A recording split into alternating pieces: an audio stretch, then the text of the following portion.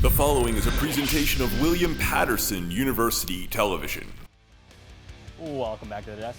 The Pioneers are heading into their final 3 games of the season. Here to break down all things William Paterson football, we have Jimmy, Joe, Andrew, and Ryan. Now, Ryan, we're going to start with you. The Pioneers suffered a tough loss against Rowan University last Saturday.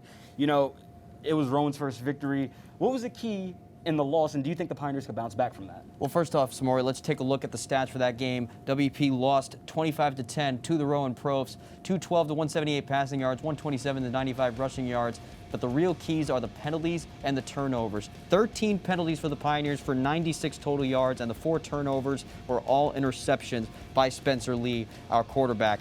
And we know Lee is capable of having great games. We saw that against Christopher Newport, but he just needs to be more careful. And we need to utilize Terrique Riddick more. Terrique Riddick is averaging 5 yards per carry on the season, and I think that if they would use him more so in that game, plus obviously the penalties, they would have had a better chance of winning. Jimmy?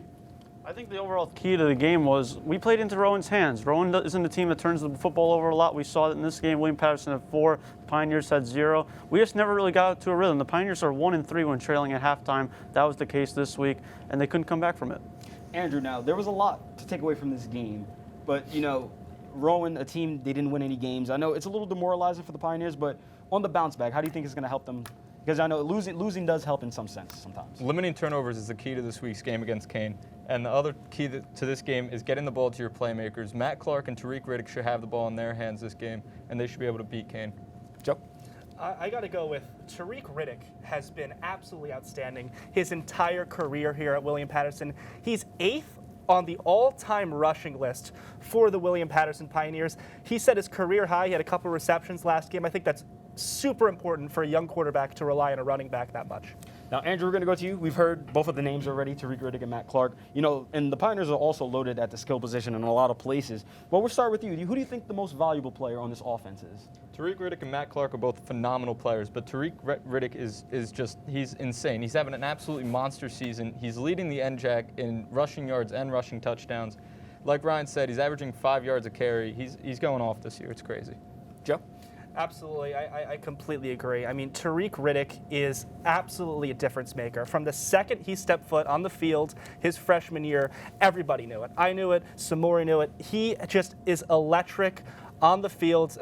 Absolutely Terrique Riddick, most valuable player. Now, Ryan, we've 2 guys from the backfield. You know, you have a difference maybe? Or Yes, would you I do. stick in the backfield? No, I'm not sticking to the backfield. I'm going wide. I am going to Matt Clarke, our wide receiver. 22 yards per catch, 772 receiving yards. Had the record for the most receiving yards in a game for a Pioneer, 318 against CNU a couple weeks ago, and 7 receiving touchdowns. All of those categories, he leads the team. He is the most valuable player, and I think he leads the team in total offense as well.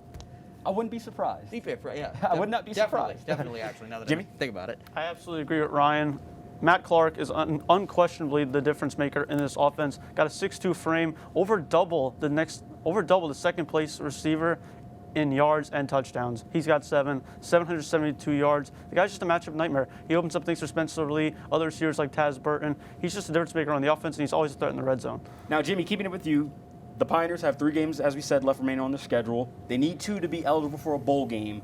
Jimmy, can they get this done? I think it's possible, but do we see this getting done? They're going to have to play really well. Let's take a quick look at the NJAC standings right here. The Pioneers are currently sitting at a 3-4 record. Towards the bottom, they're tied with TC&J, also a 3-4 record. They're going to have to chase Salisbury, who they play in their last game of the season, at 5-1. They play Kean this week, followed up with Montclair State. They're struggling. I think William Paterson, if they click on offense and limit down the penalties like we talked about, they can make a bowl game.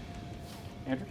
Yeah, the Pioneers definitely have 2 very winnable games coming up against Kean and Montclair. Salisbury's a really tough one. They look really good this year. But if they can limit the turnovers, get the ball to their playmakers against Kean this week and next week against Montclair, I think they have a chance of making a bowl game. Yeah, and it's 2 back-to-back home games, so that's always an advantage for the Pioneers. Joe, what do you see from the standings there? I'm going to go out on a limb here. The Pioneers are going to do it. They're going to win 2 out of the next 3 games. I guarantee it. You look at Kean and Montclair. Combined, those 2 teams score 25 a game. We're scoring 23 a game. So we're almost doubling the amount that those 2 teams combined. Also, Salisbury does look like an unwinnable game. Their only loss, though, came at home. We're going to Salisbury to play them. I think they're beatable. Ryan? Well, to your point about Kean, You have to realize that Kean is 3-0 against common opponents that William Paterson has had with them. William Paterson, 1-2. But to MSU, they lost 28-0 to Christopher Newport. We kicked Christopher Newport's butt. So I think MSU is definitely the easiest out of those 3 games. Kean will be tough, though. Well, and look, all that will be going down tomorrow. And speaking of this big game against Kean, Joe, you know, we were trying to get the winning streak back on. Look, we have 3 wins on the season. Kean's I think it's a winnable matchup. But what do you see from this matchup tomorrow? Well, it's going to be a doozy. No doubt about that, especially weather's going to play a factor. Let's look at how these 2 teams compare to each other as we break down the stats. We're both 3-4. They've had a little more success within the conference, but points per game, as I mentioned, Kean really struggling, only about a couple of touchdowns a game. As you see, the yards per game, 201 compared to 356 for us. And the third down percentage is comparable, but again, we have the edge. With Kean, last game they played negative 17 rushing yards.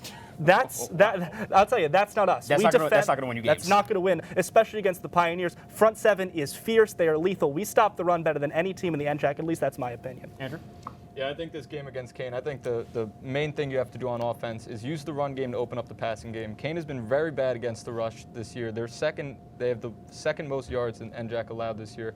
So I think if you use Terrique, Riddick to open up the passing game for Spencer Lee, for Matt Clarke, for all these other guys on the offense, I think that this is a very winnable game.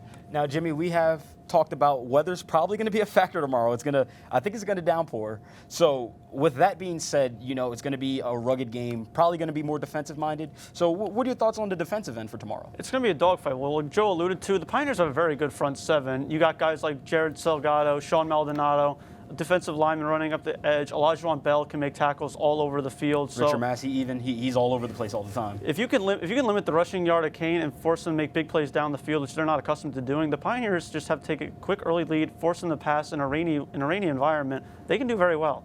Ryan, close this out. I will give Kean credit, though, because the reason why they have so more yards given up than the Pioneers is because they had a terrible schedule to begin. They had, I think, a top 10, top 15 team in Delaware Valley. They got beat by the Merchant Marine Academy by like 40. So keep that in mind. Against NJAC opponents, the stats are very much more close than you think. I do think this will be a very, very close game. Well, we will find out tomorrow as the Pioneers will be playing at Whiteman Stadium. But from one big matchup in the NJAC to 30 teams competing for the start of the NBA season, keep it locked as the NBA crew will break down all the action on the hardwood, and that's coming up next here on WP Sports Desk.